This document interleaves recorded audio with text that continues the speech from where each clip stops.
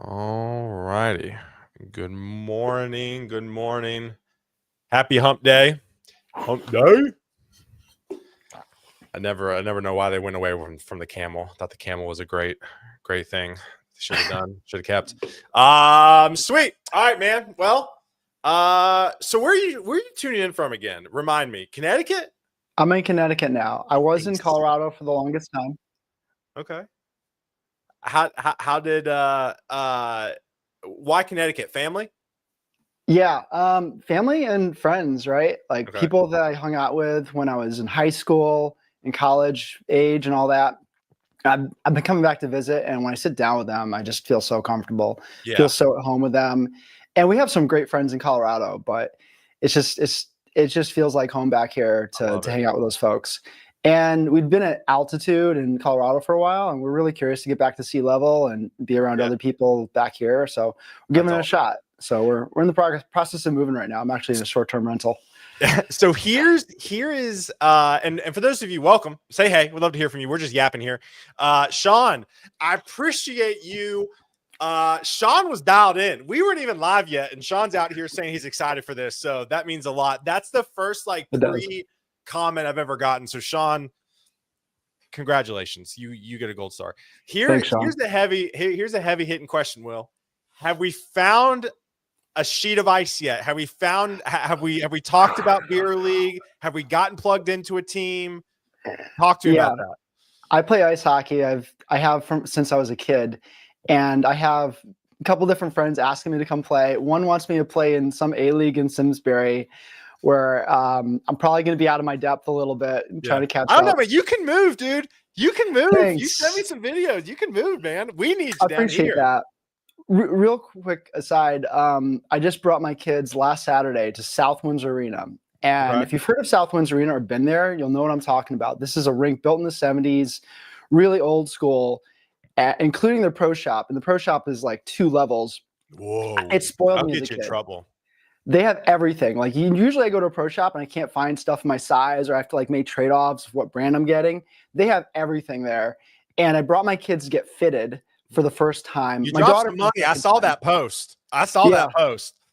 Will is now broke. I'm now broke. Yeah. That's so awesome. pretty excited that my kids will get to grow up playing in the same rink I did. That's and so sick. build similar memories. How is the I feel like ice hockey was pretty big out in Denver, right? I feel like you guys have a pretty good community out there. Yeah. That's awesome. As soon as I moved, somebody on my software development team was playing hockey, and I joined his team. Are you serious? Yeah, that was a really good way to connect with people. Dude, there's so many tech people play ice hockey. Like guys on my team, like I found out my defensive partner, which it's sad. You win back-to-back championships, and I think the guys just feel like there's nothing to play for. So we don't have a team this upcoming year, which is incredibly unfortunate. But like one of my guys, I was like, "Hey, what do you do?" He goes, "I'm a Workday Salesforce consultant." And I was like, "What?" He was my line partner for like years. So it's so funny the tech hockey crossover. For those of you tuning in, good morning. It looks like we're finally live, which is great. Sean, Ricardo, Michael, Jeff, JC, Chris, Mark, another Christopher, David, Amelia. It's great to see y'all this morning again. We got the live comments up here. It's a fun little new feature that StreamYard is doing so people can see themselves comment real time. Please say hey. Would love to hear from you. My little spiel before we get yapping here. I've been doing the show for 5 years now. I was pretty aggressive, which is my personality. I'm not an aggressive personality, but I'm like very like do things to like the limit. So I did this thing every day for about 4 years, and it's been amazing. And what I realized over the course of the last year is this is really a meetup. Will's the speaker, I'm the moderator, and then the people who tune in on the comments are the viewers that like the people who show up at meetups, right? So that's why I tell people to say hey, because my strategy is, and this is what we're doing at Torque, with Jason, with his streams, and Angelo and his streams, is like we kind of want to develop a place where we have a meetup. There you go. Peace. We have a meetup. You comment. If you DM'd every single speaker I've had over 5 years, your network would be vast. So please connect with Will. Tell him you saw him here. but then connect with everybody in the comments, right? I did a one-on-one yesterday with a kid at Vanderbilt. And it's so funny. His dad is a developer in Nashville, and he has sent both his kids to me. And actually helped his oldest daughter get an internship at Capital One. And now I'm mentoring his son, who's graduating from a mechanical engineering degree in Vanderbilt. And we were talking. I was like, he goes, what should I do to network? And I said, I would message everybody on LinkedIn that graduated from Vanderbilt and say, how did you get to where you're at, and have a conversation with them. And that's kind of what we do here, right? Like if you message with everybody in the comments, you message with the speaker, your network's gonna be vast. So please continue to say hey, so people can see that you're tuning in. We're not in the metaverse yet with goggles, even though that would be pretty sick. A few other housekeeping things. First and foremost, I'm an Appright hero. I always joke I'm the only non-technical person on a heroes program. Me and Jason Torres, both Appright heroes. Go check them out. Great crew. Tell them the Torque Boys sends you. Listen, we just got, drum roll, brand new Torque community site. Brand new. It just dropped yesterday. It's really pretty. Go check it out. Torque.community. It's very fancy. It's schmancy. Check it out. Shout out Jason Torres for helping with that. With our framer consultant. He did a great job with making sure everything's over. So if you go to torque.community, you see all of our shows, our sign up for ambassador program, which Will is a part of. Will's a fellow ambassador. And then also our mentee program. I'm talking too fast. Coffee's kicking in. Also, if you want to be when I go live with great guests like Will joined up last night. Appreciate you, Will. Shoot me a text. Is actually my number. Would love to have you. And hey, ambassadors get this first, but if you want to buy new Torque swag, we just dropped 2 new designs on the swag store today. It's new. A lot of new updates. Ambassadors are going to get this here soon, but if you do want to purchase, we don't take anything. We don't make any money. Everything's at cost. And so go check that out. Wow. Here you go. See, it looks good, doesn't it? No, it looks good. All right. Will, let's give the people what they want, man. Who are you? What do you do? And we'll go from there. Yeah, sure. I'm Will Klein. I'm in near Hartford, Connecticut. I work at North. We help developers implement payment experiences. I'm on the developer experience team there now. And I've been in tech full-time since 2007. Awesome. I love it. All right. So a fellow ice hockey guy, fellow dad's in tech guy. So let's talk about the topic, right? Anxiety, speaking, right? It's a lot. A lot of folks deal with this, right? We have a lot of folks. Like one of the things that we're trying to roll out in the Discord with Angelo is like a show and tell thing. There's a lot of people who like want to present, who are too scared to present at meetups, by the way. But we want to give them the opportunity to present virtually. So shout out Angelo. He just chimed in for doing that. We have our first, I think it's today. Show and tell at 1 p.m. Eastern. Man, talk about high level about, how did you overcome it? And obviously that's a very loaded question, but I'll continue to ask you questions as we talk. Yeah, I have to go back a bit. I'm thinking back to 2010. I'd been in the field for 3 years at this point. I'd only worked at small companies and didn't have like a big network or know many people. And I remember being on this small team, and it was like maybe 8 of us around a table having a meeting about a big project that was coming up. And I had a lot of things to say. I had questions to ask, concerns to raise, things to figure out in that meeting that I needed to contribute.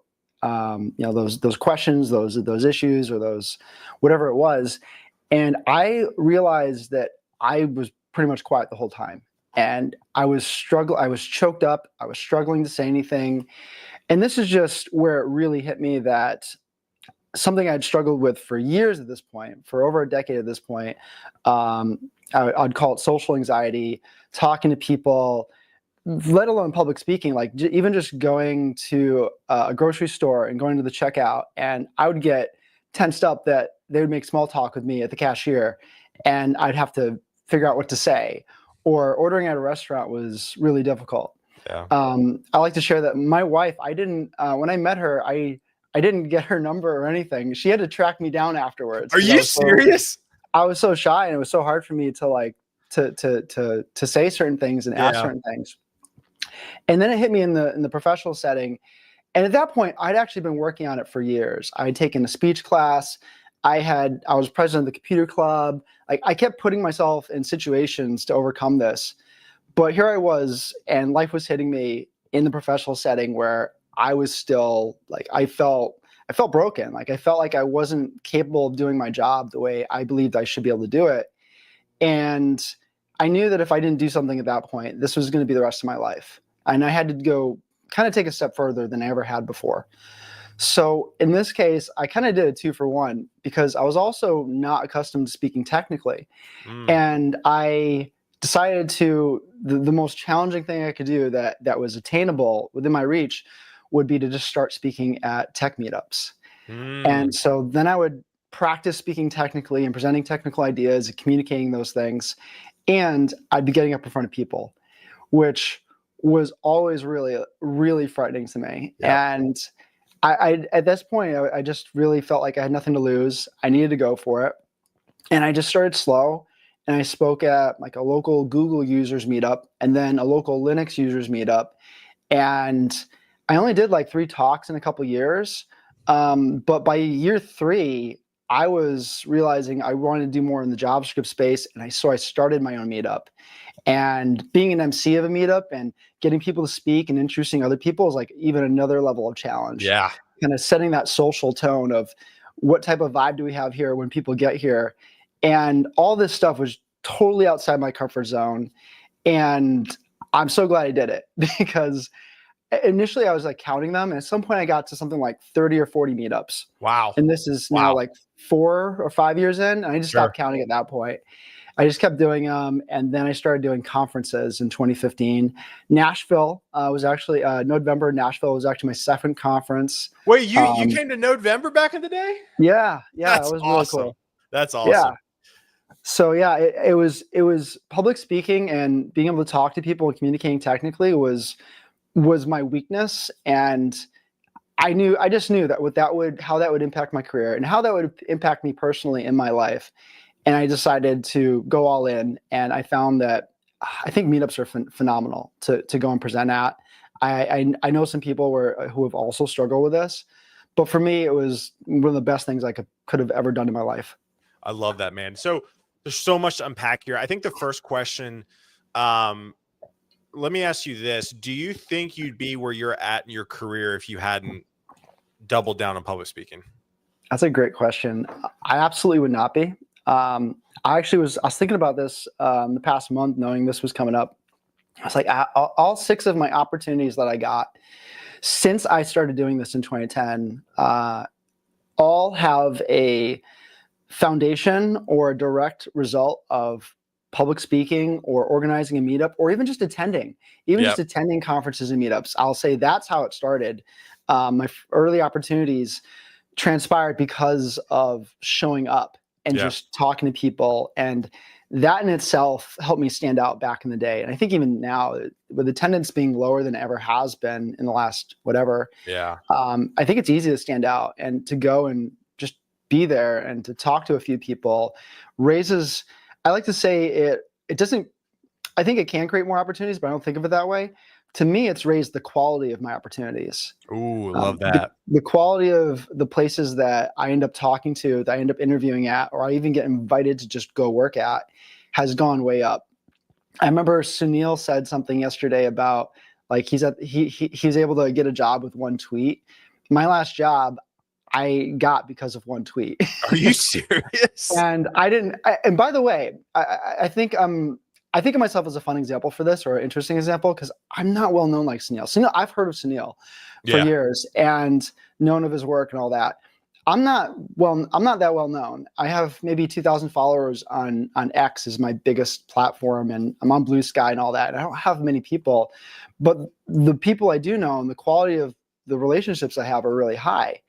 And what was I gonna say here? I posted on X. I posted on X that I was looking. I posted on LinkedIn too. Somebody saw my tweet though that I knew from the community, other people that had spoken in the community, and they knew somebody else, and they put us in touch, and that got me my current role. That's so cool. And, I love stuff like that. And I have like 5 other stories that go along with that, where just showing up, or even being involved in some way created the opportunity that would be like where I would be really excited and it'd be a great role. Absolutely. So I want to get to, so Amelia brings out a good, and I can talk about this too. I'm sure you can. But the burnout after being out and speaking with people is worse sometimes. What are your thoughts on this? Yeah. So I'm an introvert, and the funny thing is, I lose energy around other people. Same. If I'm being really honest, I lose and I gain energy. In the long run, I lose energy naturally. But when I talk tech with people, that gives me energy. It's interesting to me, right? So, but over the course of, say, a conference, say a 3-day conference, I'll be completely spent. And getting up in front of people is like another way I lose energy, and I love it and I enjoy it, but it's also very like expensive energy wise. Ooh, I like that. Expensive. I like that. Yeah. So I always need to recharge afterwards. I try to I actually have a rhythm now for conferences where, especially if I travel to one, I'll go there 2 or 3 days early and I'll just be by myself. Yeah. I'll be like, just walk around the city or just spend time by myself, really kind of charge up. And then during the conference, it'll be like full on social mode. I do take breaks. I've learned to really lean into the breaks. Sometimes I'll go back to my hotel room and I'll even miss a talk I really want to see, but I'll prioritize when I need to recharge, so I can be present for when I am there. And then afterwards, I definitely need to take time off, be with my family, do things for myself, be by myself. And the other way besides the burnout of the social part, the flip side is I get a lot of energy. I get a lot of inspiration from other people's talks, from a lot of the hallway conversations. So for me, it's weird. I lose a lot of like physical energy, but my mental energy goes up over the course of that experience. Yeah, I love that. Yeah, I mean, same with me, right? I think it's, I think there is, I think folks need to know what works for them. Right. And I'm very aware of that. Right. I'm out here preaching post, right? Like, obviously, like, I kind of say, like, I basically have taken what Gary Vaynerchuk has said for businesses, and I've applied it to like your career and your brand and your job search. Right. I understand that's not for everybody. I get it. Right. But for me, you have to know who you are and how you operate. And I think that has taken me some time. I'm sure it's probably taken you some time, because for me, I've realized, so I used to go to every talk. And again, I'm not technical. So I'm sitting in a talk with like micro front ends. I'm like, I don't know, sounds great. Right. But like, even what I've noticed is even going to talks wears me out. Not even talking, just sitting there and trying to absorb this information is exhausting. And so like it has taken me a few years to balance the conference and speaking circuit. Right. I mean, even for me, like, I am an introvert. I say it all the time. I think the career path I've set for myself is a very interesting thing, because I'm so people first and so people oriented and so online, but yet it does exhaust me. Right. And so you have to find what works for you. But Amelia, absolutely. Yeah. I mean, even AJ, right? Like, I saw AJ, Josh Seary posted about AJ being his editor, and I just slid into AJ's DMs and he and I are chatting about editing this week. It's crazy. Like yesterday, when I was talking with that Vanderbilt grad, he was like, should I do career fairs or should I just stay on LinkedIn? I said, you need to do both. But I was like, and then I saw a tweet thread the other day, I wish I saved it, about this guy sending 300 cold emails just to people he wanted to talk to, and how the art of a cold email worked. And like he said his response rates were through the roof. Like, you don't understand, you don't have to sit here and wait for things to come to you. You can go and get those things. What are your thoughts on that? I just yapped for a second. Sorry about that. No, yeah. I mean, you mentioned, from a reply on a tweet or on LinkedIn, right? I mean, that's how I know you. That's how I know of your work. And that's how I know Jason Torres, right? And the fun thing I've experienced is there's a lot of people I've known online. I've just interacted with them online.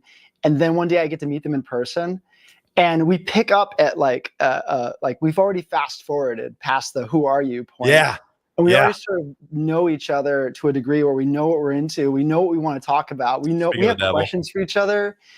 And I mean, when I hung out with Jason, great example in Denver, he came out and did a meetup for Torque and Warp, and I helped out a little bit, and we hung out like for a day. Yeah. And we went and just recorded some stuff together and talked, and it was awesome, right? And I have a lot of those experiences now at meetups and conferences where I've known somebody online, and then I get to add to that the in-person, rapport. And it goes the other way too, right? I meet people at conferences, and then we keep up online. And I always have this assumption now that anybody I meet or I haven't met, I'm gonna see them soon. I'm gonna see them next year at a conference or at a meetup or something, and we'll cross paths again, which is pretty cool. For me, and for me, it's like it really is the meetups and the conferences where I make that effort, and I've invested in that. I think of it this way. I think every single person in the world has something unique to offer the rest of the world. And I'm curious what that is. So I have this natural curiosity about people. So when I talk to people, I'm sort of wondering what that is and looking for that. And it's partly a little bit selfish, right? Because I want to know what I can learn from them. But I'm also thinking like, hey, what do they have to offer everybody else? And then from there, with that goal in mind of going to meetups, going to conferences, or interacting with people online, and not just liking something, but actually replying with something positive or something that adds to the conversation, it always takes effort. It feels like a hustle every single time I do it, whether it's in person or online. But I look back, and all the little bits of effort I've invested are like seeds planted, and so many of them have grown into like actual relationships. Sure. Those conversations not only gave me something in the moment, but now there's lots of people that I care about, that I'm interested in, that I'm learning about. And I think about it that way. And it's like a spider web. I call it the spider web effect. I like that. Like my spider web is this show. Yeah. Will's been in my spider web. I get it. Yeah. But so I got Sunil yesterday. I got him. Oh man, he's amazing. He's great, dude. That was a great conversation. That was such a great episode. But like, I got him in my web.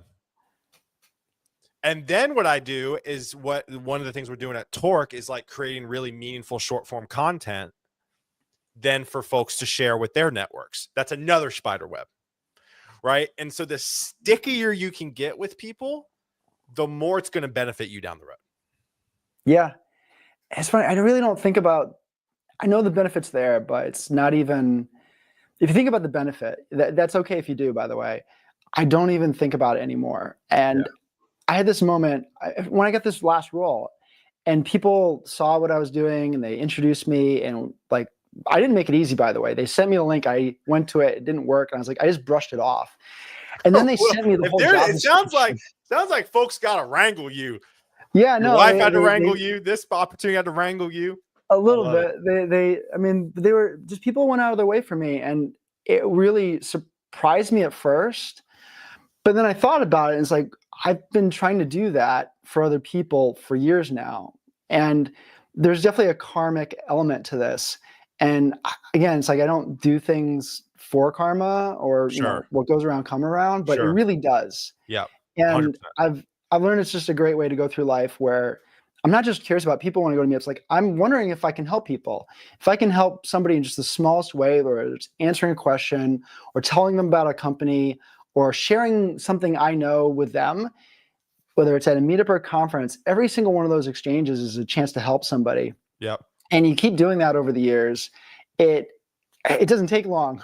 It happens very quickly that it comes back to you in a really good way. Yeah. And I think it's, if everybody's doing that, I think a lot of people, I think most people in tech, that especially part of the Torque community, are like that. Yeah. And that just makes everything so much better. Agreed. Let me ask you. So let's get tactical here for a second. Right. Yeah. Will, I am terrified to speak in public. I am terrified to put myself out there. I have no social media presence. I've never spoken at a meetup. I am new in my career, but I have aspirations to be like you. What are some key things that you would tell them to get started? Yeah. So I would volunteer. I would go talk to a meetup organizer. That would be the easiest thing, I think. In your city. Yep. Go find the meetups in your city that you're interested in. Go and talk to them. Because usually people don't know exactly what to talk about initially, but there's stuff. Everybody has something you're learning right now. I think is a great topic, by the way. Something that you're interested in or something you're learning right now is a great topic. But if you're not sure and you want to feel it out, go talk to the organizer, because they'll have a sense of what topics they wish they had. And they'll be like, I almost think, I'm almost certain they'll quickly validate something that you're learning right now or something you're interested in and say, yeah, let's have you talk on that. Because organizers right now, it's always been hard, like always, even when meetups were in their heyday before the pandemic, it was so hard to find speakers. Yeah. Or especially new speakers, right? I didn't want the same speakers more than maybe twice in a year if I could help it. Yep. And because by the way, like the more different people show up and speak, that reflects into the community. The more different people show up and attend. Yep.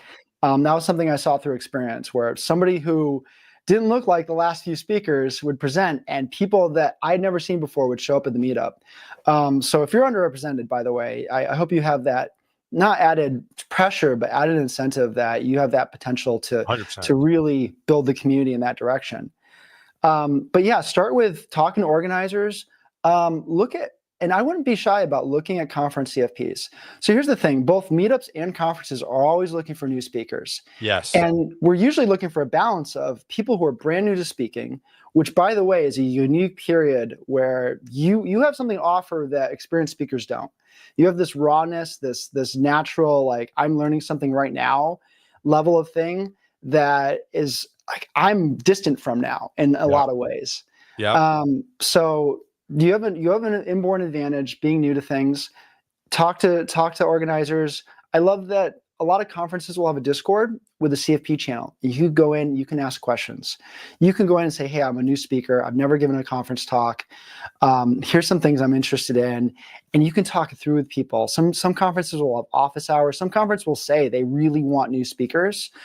Cascade.js is a really good example. I'm doing that in a couple of weeks. Let's go. Let's go. go. So it really does take going for it. And the other thing I would add, the last thing I'll add is, because this can make a difference for some people, is find a mentor. There's a lot of speakers out there that are always trying to help other people if only you ask. You can always reach out to me about that. I used to be very involved with that. I used to put on workshops for it. And I've seen some awesome people turn into like speakers that are way beyond what I do, and they get invited now to speak at things all the time. And I'm really like, I'm so proud of that somebody that didn't think they could speak could turn into an amazing speaker. And it's not even, it's a skill that you develop, and you don't even need to be skilled at it, right? You being you and your own style and presence, that's going to resonate with so many people. So I hope that's encouraging to folks. All right. So we got the meetup. All right. I think that's a great tactical thing. What would you say if somebody, because I've had this a lot, there's no meetups in my area. What would you tell them? I had that. I mean, I was in Hartford until 2013 when we moved, and I was into JavaScript. And for meetups, there was a Ruby group in New Haven, which was good because they'd have lightning talks, and I could give a talk on JavaScript. That was fine, but there wasn't enough. So I started a meetup, and that was a lot. That was definitely a lot. I actually have a blog post I need to get back online about how to start a meetup, because it really is its own thing. So hit me up if you have questions about this. But for me, starting a meetup, it just started with my team at work knowing that they were interested in the same thing. Yeah. And that gave us this core group of 5 people that would show up. And then that's all you need. Like, you don't need 100 people. You don't need 30 people. You just need to have something regular that you can get together with. And my early meetups were 5 to 10 people, these little user groups for Google and Linux. And those super small settings can be really awesome and really like very comfortable to get started. And you can see everybody in the room just in a few seconds looking around, and maybe that's scary, but it's better when it's only a few people. So yeah, it's definitely daunting, but if you don't have a meetup in your area, besides just applying to conferences and going for it that way, start one. It's It doesn't take sponsorship. You can find a library or even a coffee shop. Yeah. You can do Code and Coffee, right? Yeah. It just start somewhere, and that in and of itself, by the way, will do a lot to help you get to know people, build connections, and improve your social skills. Absolutely. Yeah. I mean, even for me, when I was heavily recruiting Nashville back in the day, I started a lunch meetup. Now, granted, I had the funds to be able to pay for everybody. Most people would have shown up if I didn't pay for them, but I capped it at 10 people. Because I wanted a bowling alley meetup. Honestly, that would crush if we're being honest. No pun intended. So for me, I think, but even to Jason's comment, like I do think I've had a lot of conversations with conference organizers, meetup organizers lately, kind of picking my brain. I do think you need to do something for meetups. I think sitting in a fluorescent light closed room in an office is becoming very tired. Honestly, I think a bowling alley would crush. I think a coffee shop would crush. That's why I did a lunch. And also I only wanted 9 other people there is because I want to have intentional conversation, right? I feel like a lot of people see like, the renders or the, I'm trying to think of something, like All Things Open or, these massive conferences. Like, listen, like they all started with like 4 people showing up. Like it does not have to be a large thing and this overproduced thing. Pick a date, pick a location, show up, and be consistent. I mean, Jason and I talk all the time about building community. The hardest part about building community is doing the same thing, same time, over and over and over again. Because I will tell you this, most people cannot keep consistent. So start a meetup. So first off, if you're trying to get into this, going back to my thing. Also, by the way, are you wearing your mic, by the way? Yeah, that's the mic. It sounds so good. Your voice sounds so good. Not to be creepy. Nice. So go if you want to get involved in public speaking, find meetups, hit up the organizers. I like Elliot here. Elliot said it best. He goes, pretty good source of knowledge. The meetup organizer is pretty much wearing a sign that says, I have an open door for anyone to come talk to me about anything tech. 100% facts. Well right. said. I help advise the Nashville JavaScript meetup. We're always looking for people. Like, definitely a thing. If there's no meetups, start something. Right? Start small. 2-3 people at a coffee shop. 2-3 people at a bowling alley. Whatever. All right. Let's go to the next thing. When it comes to actually putting yourself in front of people. Thoughts? At some point you just gotta freaking do it. You just gotta freaking do it. It's worth saying that I realized it was so last year I went to Malaga, Spain for a conference called Way Web. And I actually hadn't spoken in 5 years at that point, and in person at a conference, that is. And I'd given 6 or 7 conference talks before, and every single one of them I was nervous at and anxious at, and felt like I couldn't breathe at some of them when I started. Once I got going, things would get better because I would always be talking about something I was interested in.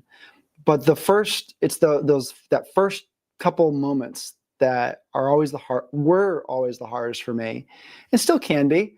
But I remember it was at this point 14 years into my speaking journey that I finally gave a talk where I wasn't tense and nervous and anxious, and I actually relaxed and felt calm for the first time. Yep. It took me 14 years. And that's a long time, and that's okay. And for some people, it'll be never. And I'm sure there's going to be something I do in the future where I'm really nervous again, or I'm really tense and I need to let that fall away. To prepare for those first few moments, it's funny. I've had people that see me in that state and tell me what's going on and what I can do to overcome it, which is really nice. One person, even before that one in Spain, my chest felt tight. And it's like, I've been really excited. I don't feel nervous, but my chest feels tight. And there was a speaking coach there, and she pointed out, oh, that's adrenaline. You're feeling the physical effect of adrenaline right there. And that was, just knowing that, by the way, was a bit of a relief because I didn't want to feel nervous. I didn't want to feel tense. And now I understood, oh, that's adrenaline. Okay, that's a positive. Yes, it feels a little bit uncomfortable. And then I did something that I actually learned at a previous conference. Another time I had trouble breathing. I was like really short of breath. And the MC there said, "Oh, get down and do some push-ups." And so I found that I'd get down and do 10 push-ups. And actually in that moment when I had that adrenaline, I went and I did some push-ups and I felt better. And then I came back and I did some more push-ups. But doing something to get your blood flow pumping can be really good. I mean, that's actually going to help you cognitively as well. Yep. Not even a lot, just some push-ups or a walk or some stairs or whatever. So for me, a little bit of physical activity can do a lot. Get my heart rate up in a good way, my blood flowing. Knowing the other thing is preparation, right? When I give a talk, the funny thing is I've probably given it 100 or so times in my head, like rehearsing it in the car or on the commute or in the shower or when I'm lying awake in bed at night. I've practiced it so many times. And looking back now, I realize like I'm always over prepared for any given presentation I give. And that gives me a bit of confidence knowing that once I get going, I'll be okay. So what I do really rehearse in particular as like in a very regimented way is really the first couple slides to make sure I get off on a good step. And that sets me up for a much better experience. I'm always fine after like 5 minutes in, but it's that first 5 minutes, dude. Same. Oh yeah. Same. It's that first 2 minutes really is the one for me to get going. Roxy comes in and goes, "How do you keep your voice from shaking?" Inside, it feels like I'm shaking. Even now, a little bit it happens. You sound great. Thanks. No, and it's okay if you do. By the way, I think about when you watch somebody giving their first talk, and you can tell they're nervous, right? You're cheering for them. You're hoping for them to do well. Yes. So everybody, whether it's your first talk or your 10th or whatever talk, like everybody's hoping for you to do well. And I think it's actually really okay. And one of my own icebreakers, if I still feel tense, is I'll joke about feeling nervous, or I'll tell the MC like I'm about my history of fear of public speaking. They'll say something about my intro, and I'll get up and I'll take a deep breath, like, oh, I'm still a little nervous, right? Yeah. And to a degree, I need to take that deep breath. When you show that rawness, that humility, or that how you feel, and it's a little bit uncomfortable, people lean into that. It's not something to try to hide. So if your voice shakes, it's okay. Yeah, absolutely. And it's only going to make you a little bit more endearing, a little bit more, people are going to only be cheering for you. I don't think it's something to try to hide. And I think when your voice shakes or you have any misstep, it can be anxiety inducing and it can make you tense up, but really it should be the opposite, because that's where you're showing your humanness, and it's actually going to add to the talk in a way. Yeah. I mean, listen, I think the general notion, I think people need to flip their minds from the general notion of like the audience is out to get me to the audience is here to cheer me on. Like here's the deal. There have been talks that have not been the best. That's okay. Mm-hmm. Literally, I've heard them, and I'm like, that's fine. I still like the content. It's good. No one's gonna hate you. No one's gonna remember. Finish the talk about micro front ends, and people will be like, I hate them. That just doesn't happen. It just doesn't happen. So like, try to give yourself that grace where it's like, dude, we're just up here to jam. We're just up here to jam. I mean, in full I mean, I haven't talked about this a ton. I was in speech therapy until like 6th or 7th grade. I stuttered like crazy. It sometimes comes out. My wife makes fun of me now. I love her to death. But like when I get really excited, sometimes I get caught on a word, but like I had major stuttering issues. I couldn't pronounce anything. L's, TH's, R's, S, all of it. I was in speech therapy till 6th, 7th grade. I don't know if you're aware of this. If you're in speech therapy till 6th, 7th grade, you get made fun of. Just FYI. Okay? Kids are ruthless. Right? But then what my parents did, and I'm so glad they did, is they made me at the time in middle school enter into speech competitions. Wow. And in 6th grade, I made the finals. 7th grade, I didn't make the finals. And then 8th grade, I won it. Wow. And so it's one of these things where you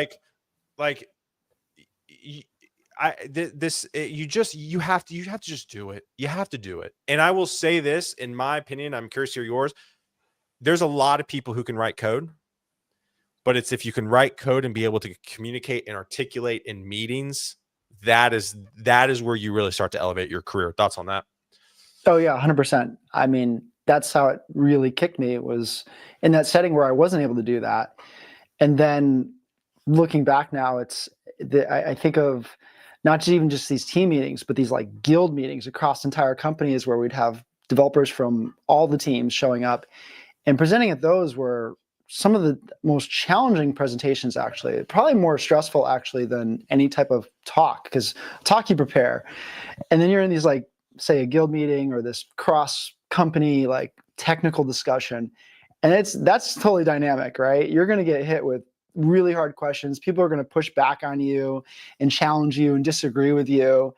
And those experiences, speaking in those situations, not only was I able to start to do it and find out, like, it's okay, right? Like, people can disagree with me. People can have different ideas. Sure. We're all trying to figure it out. I remember, I think it was just a few years in, I remember going to some of those, doing some of those, proposing things, and working through that and finding, wait, I'm not just presenting now or able to talk about things. I'm steering what we're doing technically. That's crazy. That's and crazy. You can't do that if you're not getting up and presenting in any way. Yeah. It can happen to a degree, right? There's a way to influence through, like, writing code and documentation examples. But if you really want to have an impact in a positive way on the other engineers that you work with, being able to communicate, being able to teach, right? Being able to explain concepts. It starts small with just like one other person, but at some point you realize, wait, a lot of people need to learn this. And then you're presenting in front of people, right? So all those different things are such a critical part of what we do.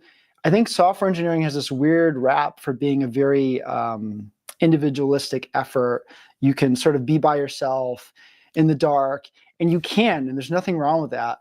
But to me, software development is a very collaborative field. And highly collaborative. You're working with design, you're working with product, you're working with other engineers. There's so many facets of collaboration in this that it's absolutely essential to know that. And I keep, when I think about how I talk about this, I don't want to leave anyone out at all, because some people don't feel comfortable in those situations, and I identify so much with that. Everybody has the potential to increase their comfort with that, to increase their capability.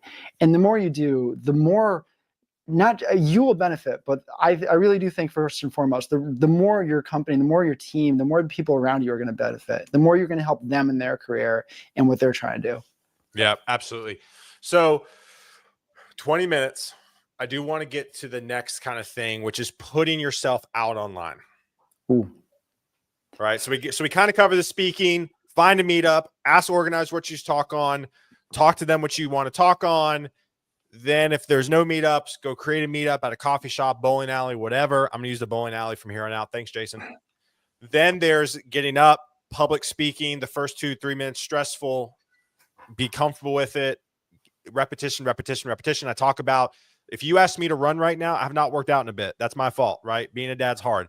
If you asked me to run a mile right now, I would tear something, right? I would have to work up to that, right? Speaking is something like mind you, Will said, Will, you said 40 times speaking at least at this point. It's 40 meetups before I stopped counting. Yeah, exactly. Probably like 80 or 90 or 100 or something. So it's not something like, I don't want to get across where it's like, all right, I'm going to do the steps that Taylor and Will talked about today. And then it's like, they present the first time and they bomb. They're like, it didn't work.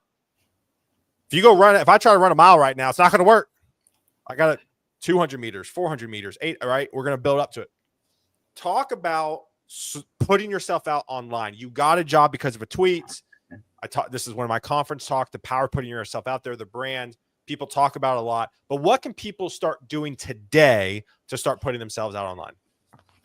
I got to say this before it's stuck in my head right now. In the Torque Discord, which is a great Discord. I've said it online. There's a channel on personal branding, and you mentioned earlier, it's important to figure out like, who are you? Like, what do you bring to the table? How do you want to represent yourself? That's a great, like, one, join the Torque Discord. You just join the Discord. It's so easy. There's a personal branding channel where people are talking about this and kicking around ideas. Like, what's my 2 or 3 liner of like who I am? So go and do that. It's a really good exercise, and it's a really good community to do it with. And I'm glad Jason kicked that off a while ago. And as for the online thing, don't create a profile wherever you want. It's very fragmented. It used to be really easy. Like, it used to be LinkedIn, and then it used to be Twitter, and now it's like everywhere. I know. So don't worry about being everywhere. Choose where you want to be. Choose on 1 or 2 to focus on. I want to say LinkedIn is kind of the common denominator now. Yeah, I mean, and it's a really good safe one to go with, and or you're gonna reach everybody. I'm on everything, by the way. And if you do want to find me and send me a message, which I would love, and tell me, you know, something you gained out of this conversation or questions you have, willklein.co.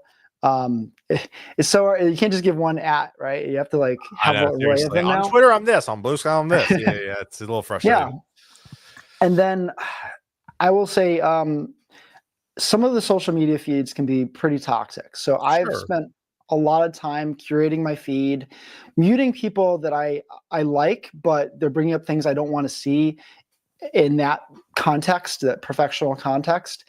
So I'm very careful and gotten all my feeds, and this is on every platform, to be really clean, very technical, very encouraging. And so that took a little bit of effort. With that, what to post and how to post is definitely a challenge. Like, what do I say? What do I put out there? How do I get followers? How do I make real connections? One thing I've definitely realized is worrying about followers or watching followers is like a fool's errand. It's really hard to even do that right now, the way the platforms are. And the better thing to do is just interact.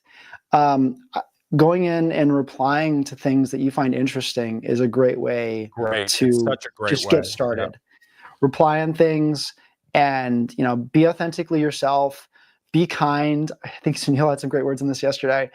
And just be kind to other people, and you figure it out over time. It's a learned skill of how to do that. I'm at the point now where I kind of enjoy it. I kind of enjoy going in and seeing what people are up to. I also sometimes, if I'm kind of feeling tired and I need some inspiration, I'll go on Twitter, or I'll go on Blue Sky, and I'll look at things and I'll see what people are announcing or sharing or publishing. For me, that's exciting, and it gets me going. And don't be afraid to DM people, right? That's actually such an underrated feature. One of the magical things about any of these social networks is that you can often direct message people, especially once you're mutually connected. But even me, my DMs, I try to have as open as possible, so the barrier to reaching out to me is really low. I definitely get some spam, but I'd rather people be able to ask a question without having me follow them back first. And don't be shy about that, right? If a little bit more encouragement on that, if somebody goes on a podcast or gives a talk or whatever, and you want to talk to them, the greatest validation you can give them is to follow up with a question and send them a question. Yep. Because that's how I know that something I talked about resonated. That's how I know something I did was worthwhile. Yep. Is if people have questions and want to talk about it afterwards. It's not even an ego thing. Like, it's really, I want to spend my time doing things that matter. And if you've got a question, well, that mattered. Yep. And that's going to matter to me that you have that question. And I'm always going to entertain that. 100%. Yeah. I mean, even Sunil yesterday, right? Like, he posted, I don't know what the tweet was, but it was a while ago, and it really resonated with me. And I just slid into his DMs and go, "Hey, Sunil, I know of you. I really resonate with this tweet. Do you want to come on and talk about this tweet?" I don't think we even talked about the tweet, but like, I was just like, "Hey, would love for you to come on immediately." Yeah. Because if you pay attention to people and you respond to them based off what they put out, huge unlock. Also, for the record, my new networking tactic is signing up for email newsletters of people that I'm a big fan of, that is way higher than I can shoot. So far, 10 out of 10 response rate, 100% response rate. Like replying to their like newsletter? replying to the email. Like there's this marketing branding guy. I'm a big fan. His name's Ashwin. He's in New York, and the dude consults for global brands and is massive following on Instagram. He sends out an email yesterday. I go, hey bro, I love this. He goes, thanks man, I appreciate it. I mean, It's worth it. I mean, people just don't understand that you can pretty much get to whoever you want to as long as you do it tactfully. Yeah. Huge Yeah, and it's never tired to go and just say a nice thing either. Like everybody, no matter what their level, is putting things out and has a little bit of imposter syndrome and has that self-doubt ringing, and they're wondering, is this even worthwhile? Is somebody going to even care about this? And it's like, and anyone can go and say, hey, this was helpful. I learned this, or thank you for this, or I have a question. What do I do next beyond what you said? Right. Yep. It's not selfish to go and ask that. It's mutually beneficial to exchange, whether it's a compliment or a question. Those things are always positive. Yep, absolutely. All right. I have some rapid fire I want to get to, which is always fun. Any last encouraging words of wisdom as we wrap up here again? I'm so glad I moved to these hour sessions because they do really fly by. Any just last words of wisdom? Get rejected. I was thinking about this. One thing I didn't, it took me a long time to learn and overcome was I played it safe for a lot of things I applied for. And I think we usually sell ourselves short and underestimate what we're capable of achieving or getting hired for. So if there's a dream role that you have, like, go for it, right? And if you get told no, great. I promise you will learn a lot from that interview. You will realize, oh wait, I don't understand. I interviewed at GitHub one time to work on Atom before VS Code really took over. Yeah, I'd always wanted to work on an editor, and I held off on applying to GitHub for years. And when I interviewed for it, I didn't get it, and I didn't know certain things. Like, I didn't understand buffers very well, but I found that out in the interview. And afterwards, I mean, it also erased a bit of like potential regret that I never tried. Yeah. So I want to encourage people and myself. I'm always trying to tell myself, right? Don't be shy about applying to something that seems intimidating or scary. If you want to do that, right? If it's something you're interested in, like, go for it. Who cares how big it is, or how well known they are, or how cool they appear to be, or how technically advanced they seem to be? Like, you never know until you get told no, or maybe yes, right? And if you're only getting yeses and you're only applying to safe things, which I did for a while, you're probably leaving something on the table. You're probably not getting as great a role as you possibly can. And this was a really hard lesson to learn and overcome, because you're always thinking, I need to learn one more thing. I need to be that much more proficient in this. And it's this never ending, like, someday I'll try for that. And I do see some people go right for it, and I'm like, good. I don't want to take any, like, I think the people who are sort of naive are doing the right thing and just going for it. It's better. I'd err on the side of going for it and trying to get something that you're not sure about. Absolutely. I love that. All right. Rapid fire. You ready? Yeah. What's one tech tool or app you can't live without right now? Ooh, tech tool or app. Geez. Right now, if I'm being honest, it's probably ChatGPT, or Gemini, or any of those. Being able to ask questions of things, which isn't even just technical stuff, can be so helpful to just get quick answers and have a starting point that's really fast. Yeah, agreed. I've been using it to ask stupid questions I don't ask my wife anymore, so she's really appreciative. What's the first job you ever had paid? Oh, I was an ice hockey referee at the age of 12. Let's go. I love it. That's awesome. Let me ask you this. If you had it your way, what would remote hybrid on-site look like for you? Like if you could set the tone on the state of North and meeting people on site, what would it be? It's everybody's choice, which is the case at North. Sure. They have a great culture around that. I think we're mostly remote now, and we have a headquarters in Troy, Michigan. So the people who want to go in can. Okay. Our team is actually like my team gets together around a conference, or we fly in and do offsites to get together. So that having a choice, I think, is the key thing. Let people choose the way they work best, and then meet those needs as needed. Right. Yeah. Create an office where you have people that need an office. Let them be remote and make sure they have the best tools to do so. That was a very political answer. Would you want to go on site or not, is what I was looking for. Oh, I do. That's a funny thing. I traded away with this role. Yeah. Is Okay. I'm not, and I got the flexibility of I could move from Colorado to Connecticut and it didn't matter. I was a remote worker in both places. But I actually prefer being in office. I do really well being around other people working on the same thing. And I don't have that right now. Yep. Yep. What, when you were young, what did you want to be when you grew up? Ooh, few things. I think the thing that I really remember is I wanted to be an architect and design buildings. Oh, okay. Then I realized how much math was involved, and a lot of math, physics and engineering, and I actually like math, but I don't know. It sort of took the creativity out of it for me. What else? Is that it? Probably want to play in the NHL. I was never built for it.